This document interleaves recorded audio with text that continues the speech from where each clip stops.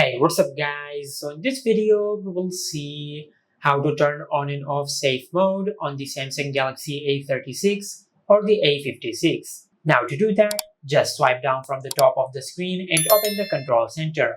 Then tap on the power icon. Now just tap and hold on the power off icon. Now as you can see, the safe mode option has appeared on the screen. Now just tap on the safe mode icon. Now it will take a few seconds for your smartphone to restart and to turn on safe mode. Now as you can see, our smartphone has finished restarting. As you can see in the bottom left corner, you can see that we have successfully enabled safe mode on our smartphone. Now to disable safe mode, just restart your smartphone. Now to do that, just swipe down from the top of the screen and open the control center.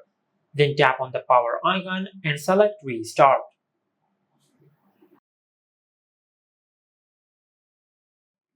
Now, as you can see, our smartphone has finished restarting.